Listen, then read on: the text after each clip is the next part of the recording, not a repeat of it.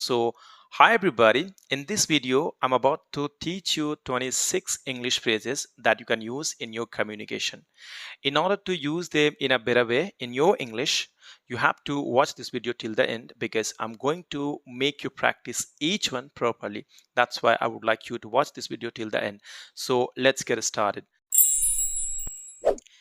So guys, the first topic would be in a matter of seconds. In a matter of seconds का मतलब होता है कुछ second में उस जगह पे आप in a matter of seconds को यूज कर सकते हैं. जैसे यहाँ पे क्वेश्चन है, क्या तुमने सब कुछ सेट कर लिया? तो आप कह सकते हैं इंग्लिश में did you set everything up. अगर आप प्रेजेंट परफेक्ट टेंस में बोलना चाहते हैं तो आप कह सकते हैं have you set everything up. Set का सेकंड फॉर्म सेट होता है, थर्ड फॉर्म भी सेट होता है. ओके, तो इसका आंसर है हाँ, सब कुछ मैंने कुछ ही सेकंड में कर लिया. ज्यादा कुछ था नहीं करने के लिए, या फिर सिंपल ज्यादा कुछ था नहीं, तो आप इंग्लिश में कह सकते हैं yes I set everything up in a matter of seconds. There wasn't much to do. There wasn't much to do. Next one is going to be like a fish out of water. Like a fish out of water का मतलब होता है बेचैन. अगर कोई इंसान बेचैन है तो उस जगह पे वो यूज कर सकता है like a fish out of water. जैसे पार्टी में तुम थोड़े अजीब लग रहे थे, सब ठीक था?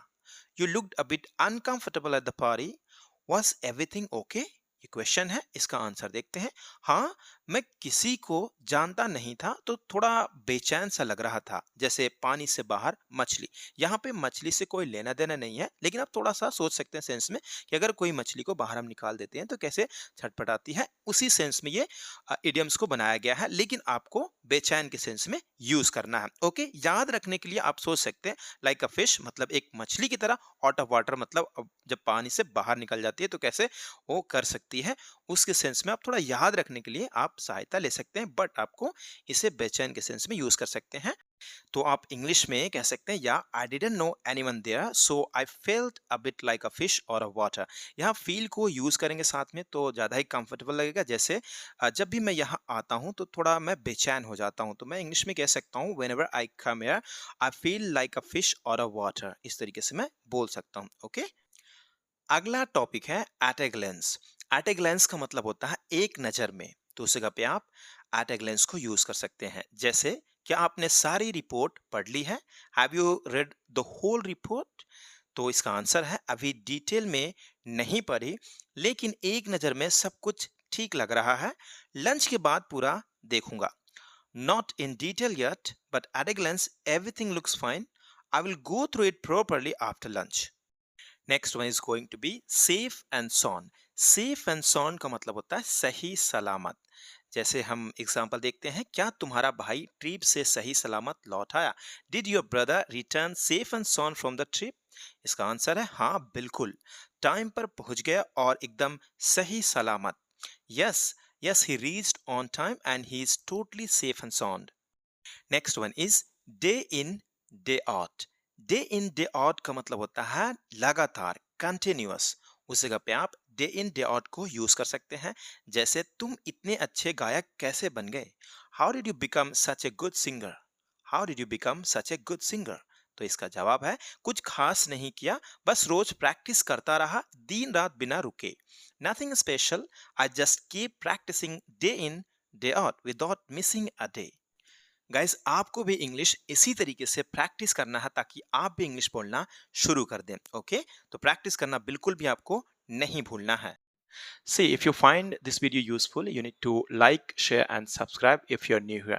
If you share this video with your friends, of course, I'm going to get more views.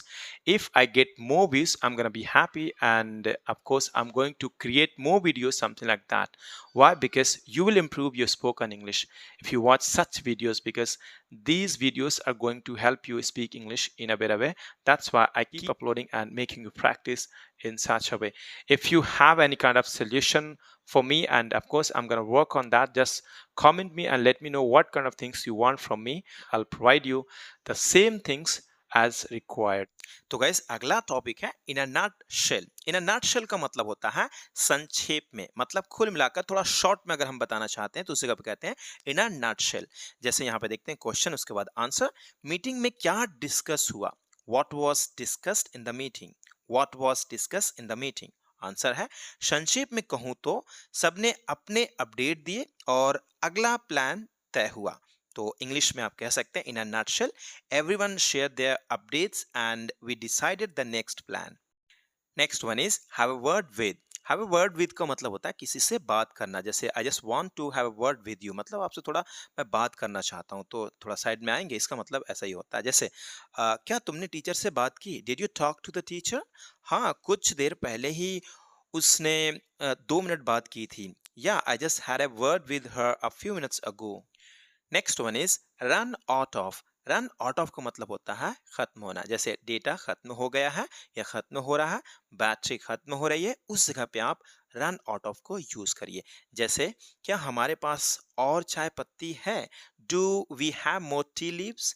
तो इसका आंसर है नहीं बरी, नहीं यार, अभी अभी खत्म हो गई है। ओके, तो आप इंग्लिश में कह सकते हैं नो यार, no worry, we have just run out of it. Next one is going to be keep in mind. Keep in mind का मतलब होता है याद रखना। याद रखना तुम्हें स्कूल जाना है, keep in mind you have to go to school. तो याद रखना अगर आप वहां जा रहे हो ना तो आप जरूर फंस जाओगे, आप स्टक हो जाओगे, कुछ भी आप बोलना चाहते हो बोल सकते हो। ओके, तो यहाँ का क्वेश्चन देखते हैं, मुझे इंटरव्यू के लिए क्या क्या ध्यान में रखना चाहिए? What should I keep in mind for the interview? या फिर कह सकते हो what all, what all, what else. What else का मतलब और क्या, व्हाट ऑल मतलब और क्या क्या। इस तरीके से मतलब आप व्हाट ऑल कह सकते हैं। अगर आप नहीं भी कहेंगे तो सिंपल आप करें, लेकिन कहना पड़ेगा। व्हाट ऑल यहाँ पे लगाइए। बहुत ही अच्छा, क्या क्या, क्या क्या मुझे जानना चाहिए, what all should I know. इस तरीके से आप यूज कर सकते हैं व्हाट ऑल के। व्हाट एल्स भी प्रोफेशनली बहुत देखा गया, तो व्हाट एल्स को भी यूज करिए, उसका भी मीनिंग वैसे ही होता है, और क्या या फिर क्या क्या। ठीक है, तो इसका आंसर है बस टाइम पे पहुंचना और कॉन्फिडेंस रखना, यही दो चीजें याद रखना। Just reach on time and stay confident, keep these two things in mind. Next one is going to be turn a deaf ear to. Turn a deaf ear to का मतलब होता है अनसुना करना। जैसे तुमने उसकी बातों का जवाब क्यों नहीं दिया? Why didn't you respond to what he said? मतलब रिस्पॉन्ड क्यों नहीं करा जो उन्होंने कहा था। इस तरीके से तो देखो, अपने तरीके से आप इंग्लिश को रिप्रेजेंट कर सकते हो, बट हिंदी मीनिंग, उसका कोर मीनिंग जो होता है वो मैच होना चाहिए। वेल तो इसका आंसर है क्योंकि मैं जानता हूं वो हर बार वही बातें दोहराता है, इस बार मैंने अनसुना कर दिया। Because he always repeats the same stuff, this time I just turn a deaf ear to him. Next one is going to be learn the hard way. Learn the hard way का मतलब होता है कठिन परिश्रम से सीखना। उस जगह पे आप लर्न द हार्ड वे को यूज करते हैं। जैसे तुम इतनी समझदारी से कैसे फैसले लेते हो? How do you take such smart decisions wisely. Last में आप वाइजली को यूज कर दीजिए। ओके, इसका आंसर है बहुत गलतियां की है पहले, सीखा है वो भी मुश्किल तरीके से। तो आप इंग्लिश में कह सकते हैं I have made a lot of mistakes before, I learned it the hard way. Next one is going to be from head to toe. From head to toe का मतलब होता है सिर से पैर तक। ओके, जैसे वो लड़की फंक्शन में कैसी लग रही थी? How did that girl look at the function? देखो यहाँ पे जो लुक का यूज है वो स्टेटिव वर्ब की तरह यूज किया गया। ओके, तो यहाँ पे लुकिंग वगैरह नहीं चलेगा। वेल तो इसका आंसर है सिर से पैर तक सजी हुई थी और सबकी नजर उसी पर थी। She was dressed up from head to toe, everyone was looking at her, everyone was looking at her. देखो लुक जो है दोनों वे में यूज होता है, स्टेटिव और सिंपल एक्शन वर्ब की तरह हम यूज करते हैं, तब डिपेंड करता है कि कौन सा कॉन्टेक्स्ट कब कहाँ यूज होगा। Okay, next one guys, come to light. Come to light का मतलब होता है सामने आना, मतलब पता चल जाना, सामने सबका पर्दाफाश हो जाना, सामने आ जाना। उस जगह पे कम टू लाइट को यूज करेंगे। जैसे चोरी के बारे में कुछ पता चला, did you find anything about the theft? तो आंसर है हाँ, कुछ नए सबूत सामने आए हैं जो पहले नहीं पता थे। तो इंग्लिश में आप कह सकते हैं या some new evidence has come to light that we didn't know before. So next one is a matter of life and death. A matter of life and death का मतलब होता है जीने मरने का सवाल। उस जगह पे आप कह सकते हैं अ matter of life and death. जैसे तुम इतने घबराए हुए क्यों थे? Why were you so worried? Why were you so worried? तो इसका आंसर है क्योंकि उस वक्त हालात ऐसे थे कि वो जीने मरने का सवाल बन गया था। Because at that moment it had become a matter of life and death. Next one is to cut a long story short. To cut a long story short का मतलब होता है सीधे सीधे कहूं तो। ओके, सीधे तौर पर कहूं तो उस जगह पे आप to cut a long story short को यूज कर सकते हैं। जैसे तुम दोनों का झगड़ा कैसे हुआ, तुम दोनों के लिए आप इंग्लिश में यू बोथ या फिर बोथ ऑफ यू या आप सिंपली यू टू भी कह सकते हैं। तो आप इंग्लिश में कहिए how did you to get into a fight. Okay, इसकी आंसर है लंबी कहानी है, लेकिन सीधे सीधे कहूं तो उसने मेरा भरोसा तोड़ दिया। Okay, it's a long story but to cut a long story short, he broke my trust. He broke my trust. Next one is rest assured. Rest assured का मतलब होता है विश्वास रखो, निश्चित रहो, मिलेगा। घबराते क्यों? Rest assured। जैसे क्या मेरी फाइल समय पर सबमिट हो जाएगी? Will my file be submitted on time? Will my file be submitted on time? ये आपका फ्यूचर इंडेफिनिट का पैसिव है, सिंपल फ्यूचर का पैसिव है, ये भी कह लीजिए। ओके, इसका आंसर है हाँ पूरी तैयारी है। हाँ पूरी तैयारी है, विश्वास रखो, सब कुछ टाइम से होगा। Yes, everything is ready, rest assured, it will all be done on time. Next one is align with. Align with का मतलब होता है मेल खाना, एक जैसे होना। उस जगह पे आप अलाइन विथ को यूज करते हैं। जैसे क्या तुम्हारा नजरिया टीम के प्लान से मेल खाता है, मैच करता है? तो आप इंग्लिश में कह सकते हैं does your view align with the teams plan? इसका आंसर है हाँ, मेरी सोच पूरी तरह से टीम की दिशा से मेल खाती है। Yes, my thinking completely aligns with the teams direction. अगर आप बोर हो रहे हैं तो बोर नहीं होना, बिल्कुल जस्ट वीडियो को लाइक कर दीजिए और शेयर कर दीजिए, यही कहूँगा और कुछ नहीं। और आगे हम बढ़ते हैं। Next one is to let the cat out of the bag. To let the cat out of the bag मतलब रहस्य बता देना। मतलब ये कि जो भी राज था उसका राज खुल चुका है, किसी ने खोल दिया, तो उस जगह पे to let the cat out of the bag मतलब जो बैग में कैट था वो बाहर निकल के चला गया। ठीक है, आप याद करने के लिए थोड़ा सा ऐसे सोच सकते हो, बट इसका मीनिंग ये है कि जो भी सरप्राइज था, जो भी रहस्य था, बता दिया गया, पता चल गया। तो उस जगह पे let the cat out of the bag को यूज करिए। जैसे सरप्राइज पार्टी के बारे में उसे कैसे पता चला, how did she find out about the surprise party? अरे रोहन ने गलती से सबको बता दिया, रहस्य खुद ही खोल दिया, खुल गया, और Rohan accidentally told everybody he let the cat out of the bag. Next one is to stab someone in the back. To stab someone in the back का मतलब होता है धोखा देना। ओके, अगर किसी ने किसी को धोखा दिया है तो उस जगह पे to stab someone in the back, someone की जगह पे कोई भी इंसान जो भी होगा, ऑब्जेक्टिव प्रोनाउन उसे आप रखते हैं। जैसे तुम इतने अपसेट क्यों हो उसके साथ? Why are you so upset with him? तो आप इंग्लिश में कहते हैं क्योंकि उसने मेरे भरोसे को तोड़ा। जैसे पीठ पीछे छुरा घोंपा हो, because he broke my trust like he stabbed me in the back. Next one is going to be to face the music. To face the music का मतलब होता है सामना करना, जो भी है अब तो सामना करना पड़ेगा, तो उस जगह पे आप टू फेस द म्यूजिक को यूज करेंगे। जैसे तुमने बॉस की रिपोर्ट क्यों नहीं दी? Why didn't you give the report to the boss? अब देना ही पड़ेगा, चाहे डांट ही क्यों ना पड़े। अब तो मुझे सामना करना ही पड़ेगा। I will have to give it now because even if I get scolded it's time to face the music. या फिर कह सकते हैं I will have to face the music, या फिर इट्स टाइम, समय है सामना करने की।